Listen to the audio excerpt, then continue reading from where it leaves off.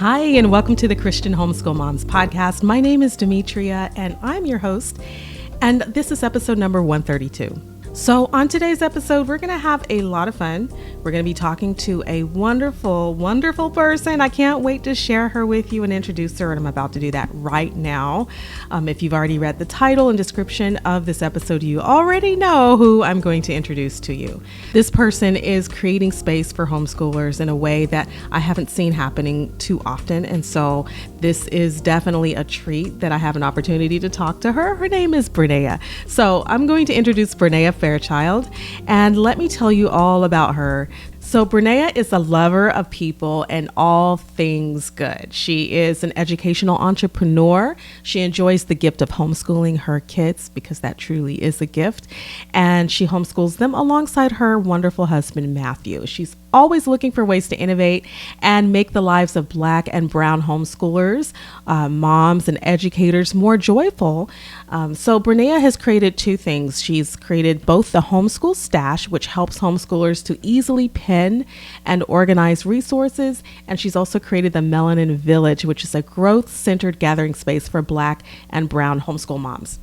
And this is why I'm so excited to talk to Brenaea and bring her to you guys, because I think she has so much to offer.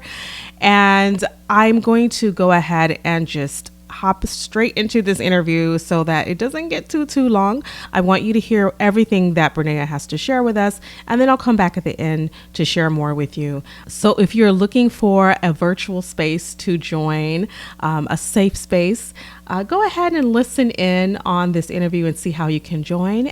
And I'll see you guys at the very end of the interview for more. Welcome back to the Christian Homeschool Moms Podcast. I have a wonderful guest for you today. I'm so excited to have Brenaea Fairchild with me today. And she's got a lot of great things to share with us about homeschooling and about her organization. So I cannot wait to talk with Brenaea. Thank you so much for being on the show today. Yeah, thank you so much for having me, Demetria. I'm just excited. I love connecting with just other homeschoolers, other homeschool moms, other Christian homeschooling moms, and other Black Christian homeschooling moms. So there's so many fun things for me to be connecting with here. So thanks for having me. And hello, community. So glad to be here with you. Yes. Thank you. Well, I want to start by having you share about you, because we want to get to know you personally, and telling us about your family, like how many kids do you homeschool and what made you decide to start homeschooling. Those are the things that I think every homeschool mom wants to know. Like, why did you decide to start homeschooling? So we want to know that from you. So tell us all about your family. Yeah, okay. So my name is Brenaea. I'm in Jersey, and I am the homeschooling mom of two beautiful brown boys. My boys are still young, almost seven and almost 3. So they're about 4 years apart. And so those are the two that I homeschool. I love to say that I got immersed in the homeschooling world before I started homeschooling. So actually, when I was in undergraduate, my closest mentor at that time, she had 7 children, and she homeschooled. And so I got firsthand look into what homeschool life could look like, the fact that it was really a lifestyle, understanding the philosophy about why people choose to homeschool. Has got to get out some of my questions of do you think they're going to come out all right? What about the real world? And she just was able to answer with such, grace and thoughtfulness, as most of us homeschool moms have eventually thought through those things.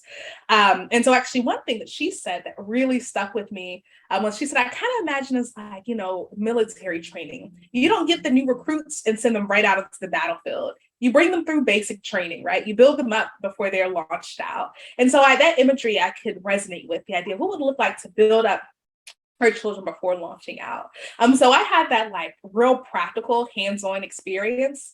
And I also ended up having an experience where my younger sister, when she was a teenager, she lived with my husband and I for a time, and we attempted homeschooling then. And actually, I'll get to this part later, but it was super hard. I didn't know what we were doing, and we didn't last a long time.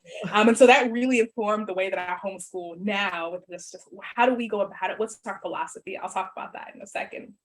And then I'm trained in education. So I used to be the kid, I'd be playing both the student and the teacher by myself, It's like I've always wanted to be a teacher. So I got certified during college. I majored in history and I was certified to teach both social studies and Spanish. And as a part of my thesis or kind of capstone project, I researched how slavery and Civil War were presented in U.S. history textbooks from 1950 to 2010. So I looked at textbooks from each decade from 1950 to 2010, and from there I was able to say these schools are not doing what they're supposed to be doing. This is not where I want my kids to learn their history. Right? Eye-opening. Yeah, so it was both that research experience and then also that real practical lived experience that made us say, yeah, what would it look like to build up our sons in as young Black men, as men of faith, right? As young men of faith before launching them into the world. And both of those things have kind of led us to homeschool. And then there's also the heart component of like, I just like my kids, even when I don't really want to be around them. I like them, you know? And so the fact that my almost 7-year-old, I'm like, 18 years, 6 years is a third of the way done. Like he almost already out the door. I don't, so as much time as I get to soak up with him and have him together, I want to go ahead and to enjoy that. So that's kind of how we journeyed into homeschooling. Wow. It was both the merging of the experience and then also just my background, that research background, which is what I like to say that I like to do. I think there's a space for both to exist in homeschooling. Absolutely. And so did you say your children, what are the ages of your sons? Yeah, my boys are 7 and 3. 7 and 3. Okay, good. Yep.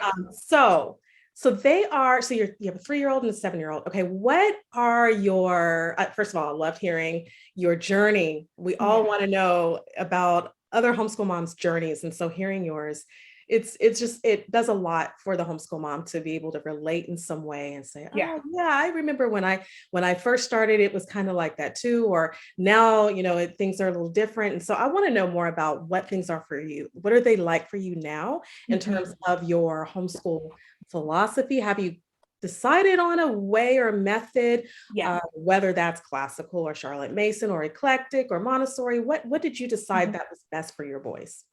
Yeah, that's a really great question.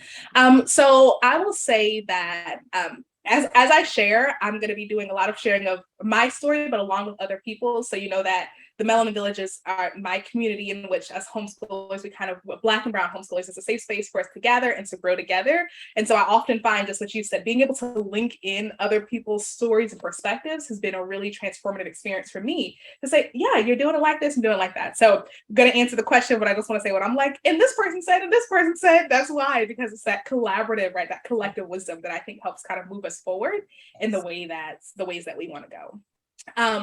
So I would say my approach could best be described as a Montessori-esque philosophy that focuses on educating the whole child. So I'm a very Montessori Mason approach in so much as I believe our children are full people worthy of love and respect and consideration of how they feel. I believe that the way that we show up and how we teach them should meet who they are. And I also feel that homeschool at its core is relational. And that learning at its core is relational, how they relate and interact with topics and how they relate and interact with us. And so how can I honor and pour into the relationship in a way that fosters an environment that really encourages risk-taking and discovery and deep engagement in topics.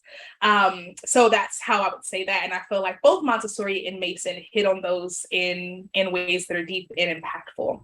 I think following the child can be coupled with knowing what are strategies that really work.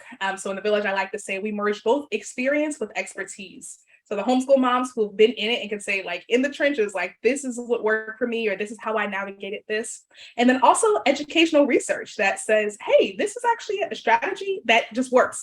If you use manipulatives when teaching this concept, your child is, 5 times more likely to get it. You should teach it this. It's really helpful. You should try to at least do it that way. So I would say my philosophy focuses on honoring my children and where they are in their current developmental stage.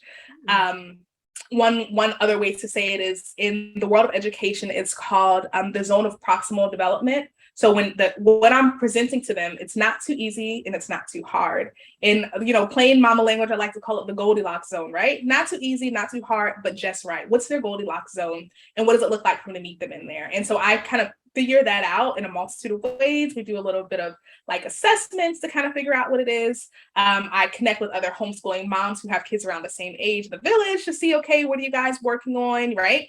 And then also hearing and listening to my children. So that's kind of how I figure out what kind of developmental zone they should be in, and learning about what's normal about 6-year-olds, normal, quote unquote. But the typical development that maybe a 6-year-old or 5-year-old goes through. There's actually an awesome book known as Yardsticks. I can share the link with you. And that book has been game changing for me, because you open it up and you're like, this is exactly what my 9-year-old is doing. Wow. That is crazy. Because even as every child is individual, we all do hit similar, right, milestones. You can probably think about that in your motherhood journey, right? Of like, what was it like having a newborn versus this, like, right? Absolutely. Everyone's different, but we go through similar things. So I would say that kind of describes my philosophy. And then I think the methodology of that, I would say I'm flexible, in so much as I had this math teacher who would always say, there are many paths to the mountaintop, right? So there are many ways you might solve this problem, and that's okay. So I try to be like stubborn about my goals, but flexible about how I get there. And so, yeah, I want you to be kind and loving, and I want you to, know this basic arithmetic. But we're going to figure it out in a way that works for both of us. And so being flexible to meet their needs in that way.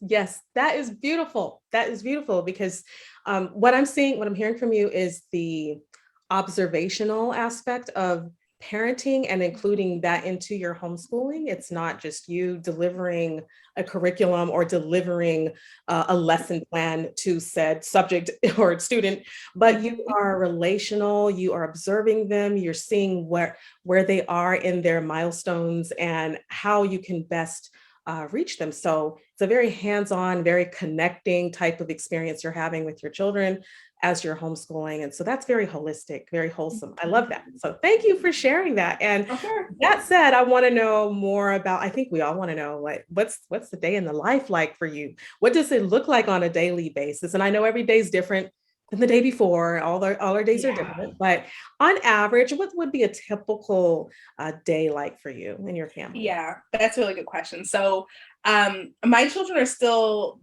in the younger ages, right? And so the way that our days look have a lot of play. They have a lot of fun, soaked into them. And so I try to give them the best of me. I'm 100% a morning person. Honestly, like once 3:00 hit, I'm like, how many hours till day? You know what I'm saying? Like, yes. Right. 7:30, I'll be like, y'all, mama is off. Right? Okay. So I'm a morning person. And so knowing that, and then also kind of balancing working as a homeschooling mom, I try to give them me at my best time, which is in the morning time. So we'll get up, we'll do breakfast together. Something I found that works really well is like, I wanted them to just kind of sit down for breakfast so I could do other things. But they don't breakfast well that way. The breakfast, when we're connecting and we're all sitting and eating and we're all putting away, just like moving together during that time, that works really well for us. And then we will just kind of sit down and jump into our work in the morning time. And so it took me a few months of experimenting with my 2-year-old, like, okay, how am I going to get you to sit here while I'm trying to teach your brother, especially because you want to write all of everything. Right. And so I give them both work. And so, my 2-year-old might have like a bingo game, like something they can do on their own that requires them to move back and forth while I'm working one-on-one with my older son.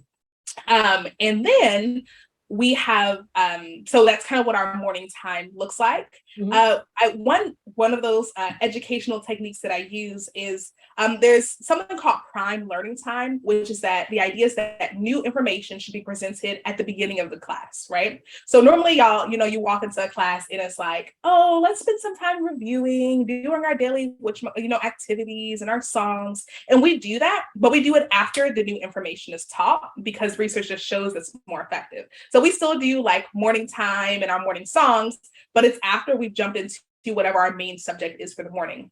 whether that is, math or reading. So we do that first, we get into the new stuff, and then review comes later. And when you think about your energy cycle, normally when you come into something, you're excited.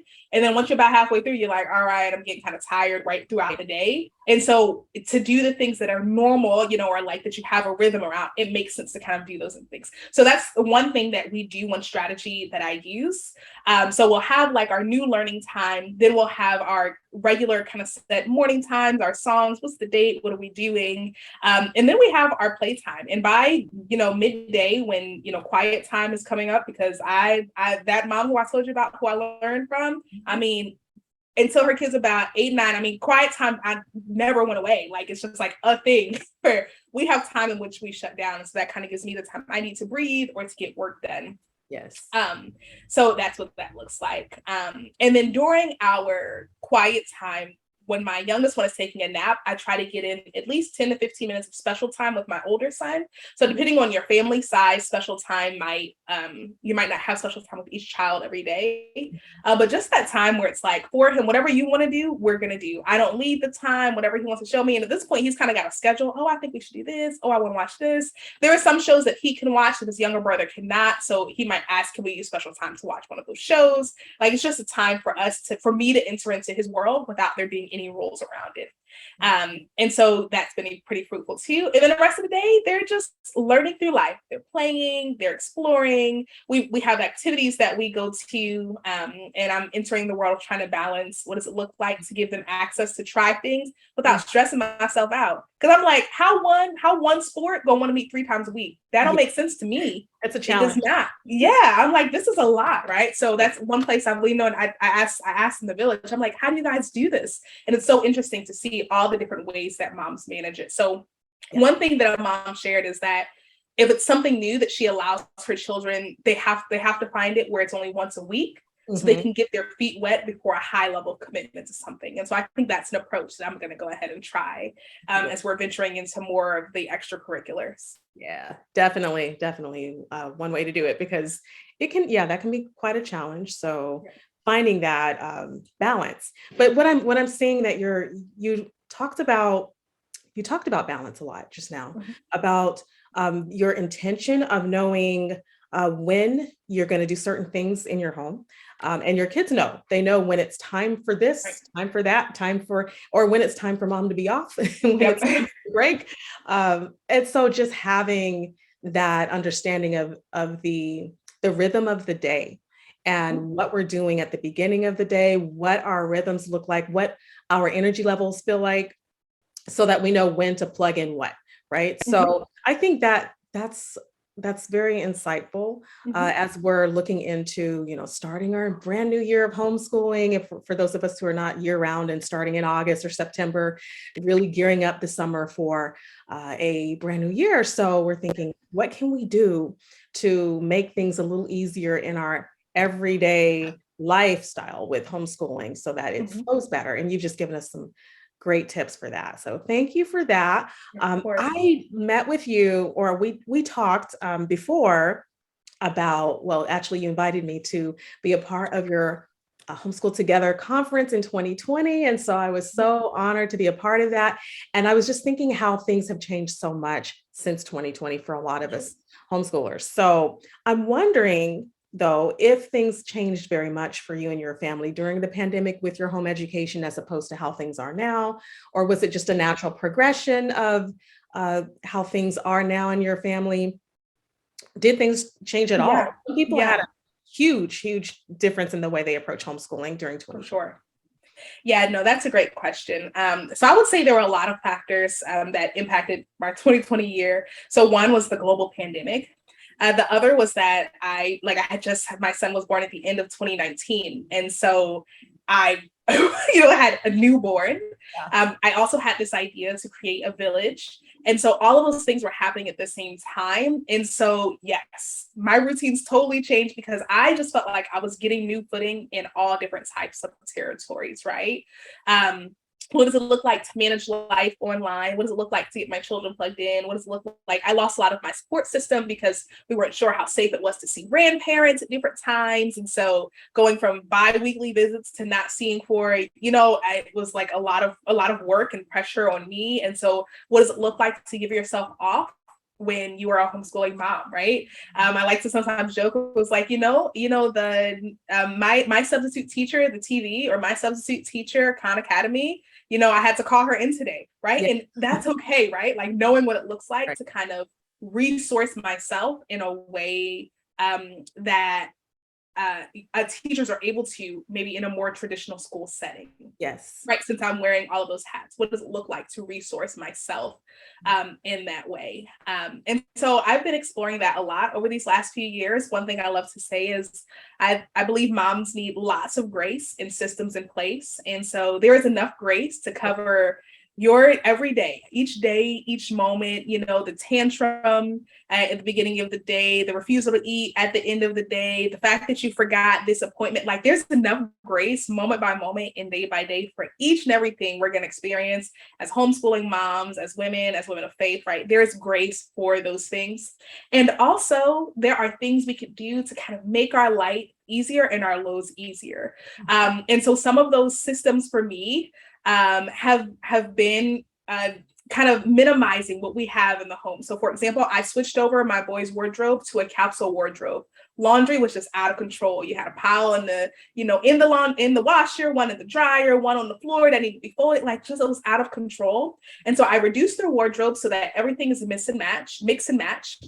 And they have 6 shirts and 6 pants. I read a few mom blogs about how to do it, and I just tried it. And it's been game changing for me, right? It's been a learning curve, but it's made a difference. And so it's been one of those systems that I come up with, Also just establishing a system for support and community for me. So when I started homeschooling, a big part of it was wanting to build our sons up in their faith, and then also wanting to build them up in their identity as young Black men, and then realizing communities we're getting plugged into, we still were the only ones. And I had that experience growing up, being the only one. And I just didn't want my kids to have it. And so creating a community where now my son, he knows that homeschooling is quote unquote common, right? Because he sees all of these other homeschoolers who look like him and have this experience with him. So launching the Village was a part of my own support system, with being like, how can I be poured into and get the support that I need? And it kind of serves as my one of always kind of going back to and being poured into place. So I'll just say those are kind of just 2 things. I think the idea of establishing rhythms or routines or systems just means that you always have something to go back to. It doesn't mean that you have to do it perfectly, you have to execute it flawlessly. I just told you about, my laundry game changing, but I have a load right here that I did not finish that was supposed to be done yesterday. Yeah. I'll finish it, but I also know that I'll be able to wash all the laundry in one load because that system is in place. And so I just feel like these last few years have been both that, learning how to give myself lots of grace, but also coming up with long-term systems that make life easier and more breathable so that I can manage these different roles that I have. I love that, Brenaea. You said that you have lots of grace with systems in place. I love that. Yep. That's good. We need to remember that as homeschool moms, that systems, they make all the difference. They make all the difference. Yeah. And then giving ourselves grace that it's okay. I didn't get this done right away. That's okay. It'll be here. It'll be here for later. And just giving ourselves room to make mistakes or to not have something go perfectly all the time. It's okay. Exactly. We're gonna get through it. So now you talked about some of your challenges already, but you were able to find some resolutions for them. You talked about the system you created for your son with his wardrobe. I found that really insightful. You'll have to tell us what you do or give us links to your blog posts about. Okay, so now we're going to talk a bit about your benefits. We talked about some challenges in homeschooling, and we said that we could learn to give ourselves some grace, and I really appreciate that. So now we're going to talk about some of the benefits of homeschooling. What are some of the reasons that you felt homeschooling is something you wish to continue with your family? And this will help us. It will help all of us to remember why we're in this. So yeah, for sure. I feel like there are so many benefits that I think there's so many benefits, right? So I want to just tell you what I think the best and biggest one is, but I will say, of course, there's just research that shows that, you know, the independence that's kind of fostered when you homeschool and when children are kind of able to follow their interests, that academic outcomes are better. I will say there is you know, people are like, homeschoolers perform better on tests. And a part of that is, I mean, it's true, that's what the data says, but also realizing it's self-selecting in so much as the homeschoolers who choose to take tests are probably the ones who will, you know, score well on the test. So I always like to say, you know, it's true, and realize that we're getting a certain data pool when we pull from that. Exactly. But just the fostering that kind of love for learning, because there is so much independence and ability to follow their interests, I think is a huge benefit and beauty of homeschooling. I also, but I really think, for me, one of the greatest benefits is that the relationships that get to be built in the midst of homeschooling, because, you know, I think there's something so beautiful about our children being able to experience us and us having the opportunity to experience them on all different types of days, right? The sunshiny day, the hard day, right? The day when you're not feeling well, just the authenticity, like that life learning that comes when you find out someone close to you is sick, or when you're preparing for a big party and it feels like it's taking over your life and there's so many things you got to get done. Like those are the moments where relationships are forged, where our children learn in deep and profound ways. I also love the fact that way it helps them build relationship with each other. My boys are 4 years apart, and I must tell you, I felt really nervous. Like, are they gonna, you know, get along together? I have large gaps between me and my siblings, and I get along well with my sisters, but it didn't feel like a sibling relationship for a while because it was so long, you know, so large for a while, you know. And so just to be able to see them work through their brotherliness and to love each other and to choose friendship because they are the friends that they have here. I think that's great. And even when you have children who have very different personalities, them learning how to navigate that within the safe space. And so I think I really do appreciate, you know, being able to go to the park or an outing or an extracurricular and hear someone say something maybe unkind, or see my child interact in a way that, oh, I think that's, you know, that's not exactly what we want to do, and being able to process right there with, right? Or right there after it in a way that is loving and affirming, but also, you know, pushing towards the growth, where I know if they were just in a standard gym class versus the YMCA after school, you know, basketball, he wouldn't get that same type of experience. And so I just feel like I get to 100% be there in moments that are important to him, and to be able to speak into that. So I would say those relational dynamics are, I think, one of the greatest benefits.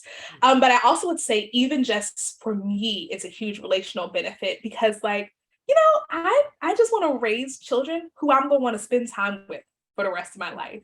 You know, that they are going to want to come home, that I'm going to want them home. And relationships are 100% negotiated and navigated, right? It's not just, this is how you treat me. This is how we treat each other. Oh, you don't like when I do this? Like, I'm a huge, huge touchy person. And my children aren't as touchy as I am. What does it look like for me to love and respect them, but then also to communicate my need to want to give them love and affection? You know, what does it look like for us to do that and to navigate that together? And so I'm just like, we're figuring it out now. So when they're 30, it's going to be natural. Callie and I give mama a hug and kiss, but no, mama, I'm not going to rub your feet. You know, like whatever those things are, you know, that we kind of have that rhythm, that we have that rhythm together. And so I really do consider it to be an honor to be able to journey with them in this way.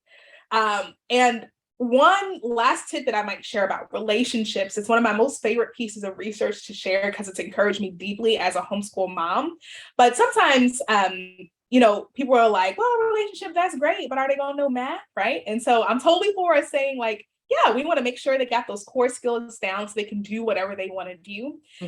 And research, you know, I was in this seminar and we were reading a paper that explored the question, what most impacts a student's academic success? So what most impacts a student's academic success? And of course, people thought, like, is it how much money their parents make? Is it how early they started reading? Is it the parents' level of education? You can think of the types of things like, what's going to make you successful? Is it what school you go to? You know, what is the thing?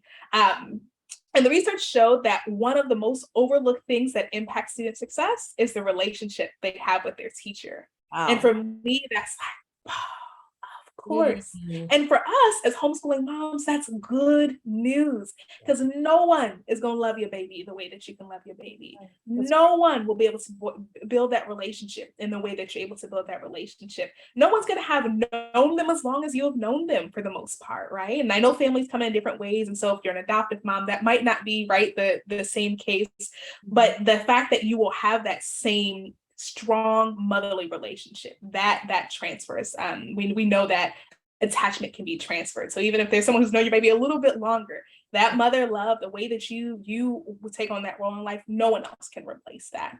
And so that, I feel like that is good and empowering news. And I know we know there's teachers who would be like, that assignment was too hard and I don't like you, I'm not even gonna really try.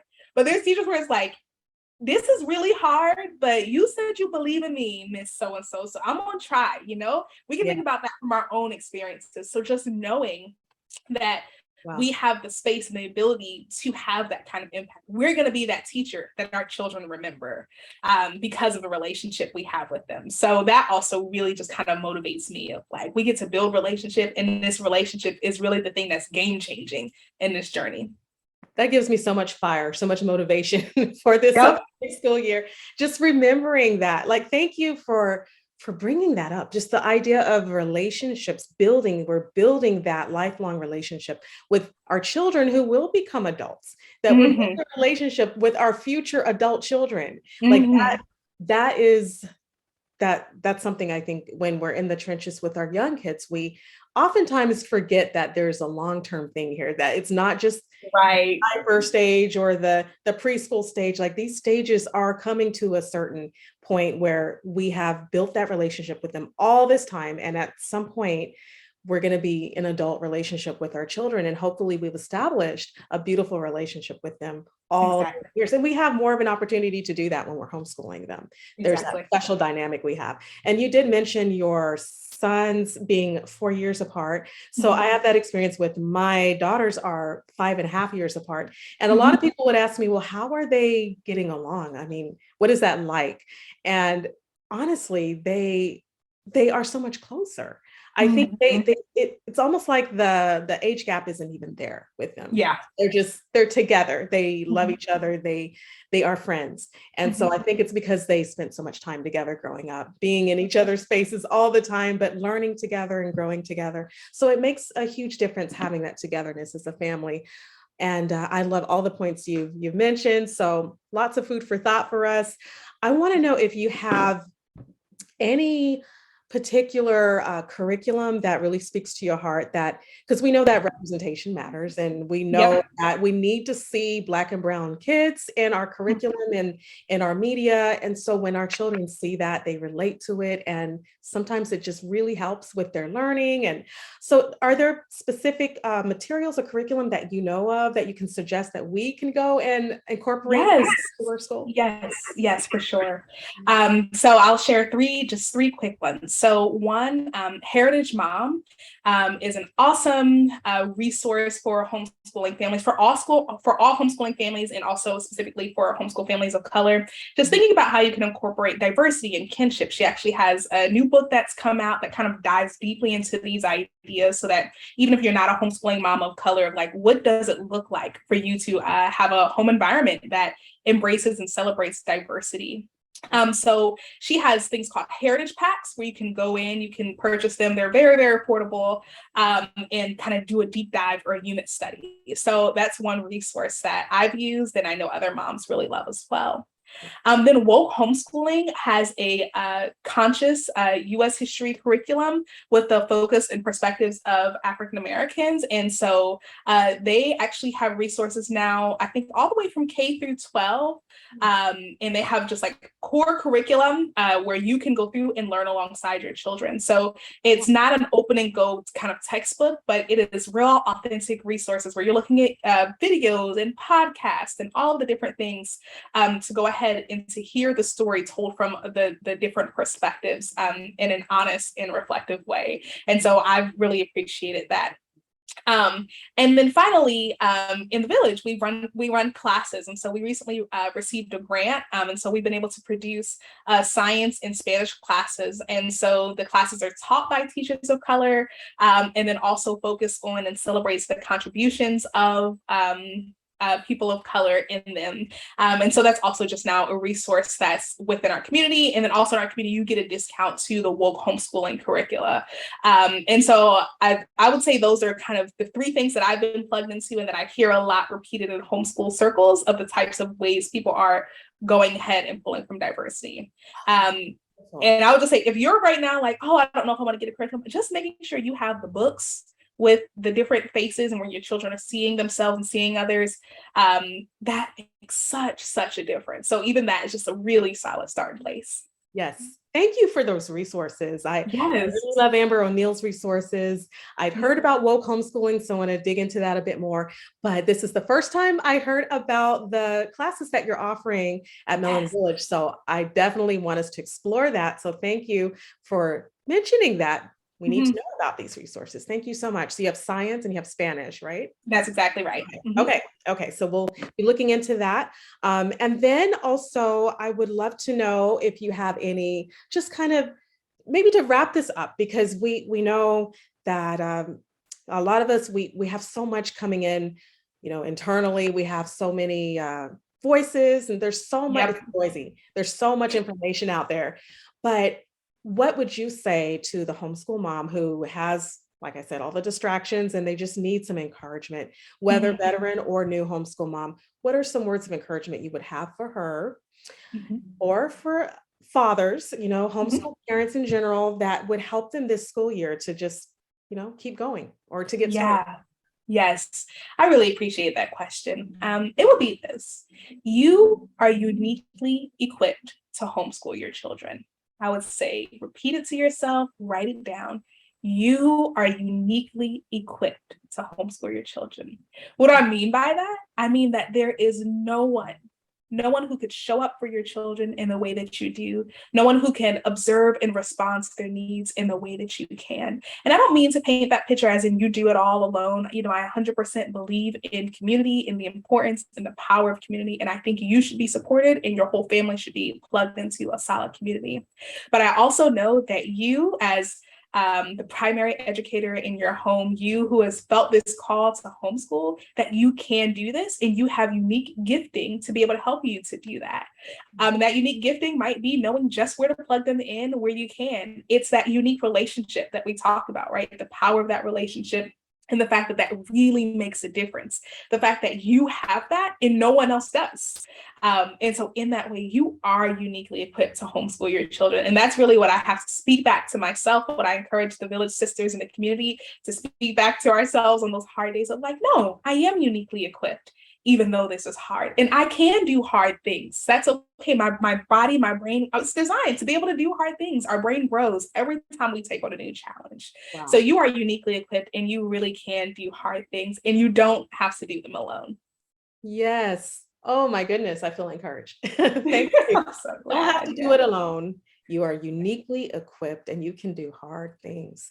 Yeah. That's good. Thank you so much. I want to know, do you have anything coming up that we need to know about? Because Melanin Village is this beautiful resource and you offer a lot there. I mean, you have a lot going on and we want to know what's happening. So what are some maybe services that you offer? You talked about your classes that you're offering now. Any products, any events coming up? Let us know what's happening. Yes. Okay. It's been such a joy to just chat. I just feel like it's always a space of mutual encouragement, right? Because it's like, yeah, we are uniquely equipped, aren't we? So the Melanin Village is a growth-centered gathering space for Black and Brown homeschooling families. So I like to say we are an affinity space, so a space where Black homeschooling moms in particular can show up and to just share whatever they've got going on. We share the highs, we share the lows. It's just a good, authentic, and kind space where we show up for one another. Our community has a lot of benefits. So it's a membership community. So you pay a monthly fee and you get access to all of the benefits. And so some of those benefits include the bi-weekly meetups that we have. So kind of conversations like this, but in larger groups, and you go out and you have breakout rooms and you build relationships with other Black homeschooling moms from all over the place. So we have those meetups, we have training. So just some of those like educational tidbits that I dropped. We do those monthly in the village so that, oh, you need the strategy for teaching math or doing this. We run through different strategies throughout the month and you pick up what matters most to you. And we also have our learning library. So events that you've done, like where you spoke at the conference, those types of things, they're all there. So whatever you need to learn, you can go ahead and do it. And we actually have a conference coming up called Black to Homeschool. It'll be at the end of August. And so we'll have learning tracks or series. So if you're like, hey, I want to know how to balance working with homeschool, we got a series of videos on that. If you want to balance how to, grow in faith while homeschooling, we've got a series on that. So whatever you need to focus on and learn, that's available in the village. And then you also have access to it during the conference.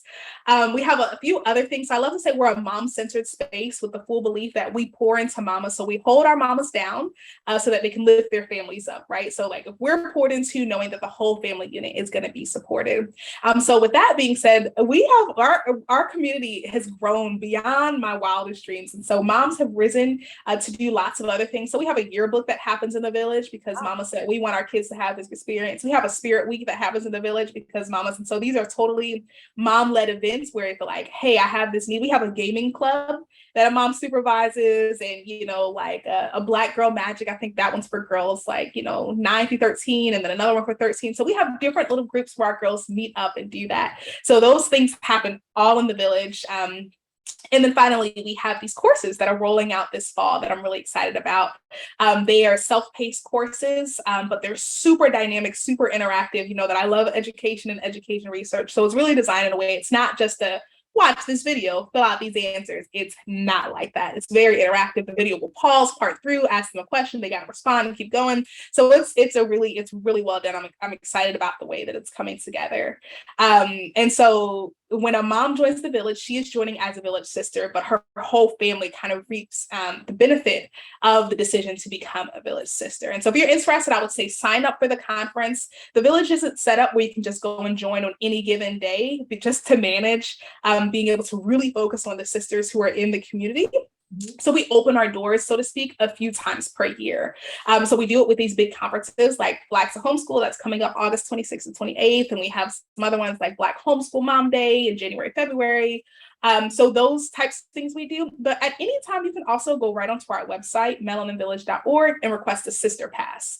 And that sister pass will give you an opportunity to check out the village for a weekend to see all the things that are happening and then choose from there if you want to join. Okay. So lots of different ways to get plugged in, Instagram, Facebook. But I would just say you are worthy of community. And so if you were looking for a community that gets you and that you can just be encouraged by, it's definitely worth checking out, right? It's totally risk-free, and it really is a sweet space. Yes. Everybody go get your pass. Go get your pass and see how you enjoy it. I'm sure you will. melaninvillage.org. Org. Yes. Okay. So that's what we'll do. That's an exciting place. I just feel like you guys you're offering everything that a mama needs. It's the encouragement and support for herself and her children. So it's beneficial to the whole family. So thank you so much, Brenaea. I really appreciated you being on the show today. You've been thank you for having me. And yes, we appreciate you.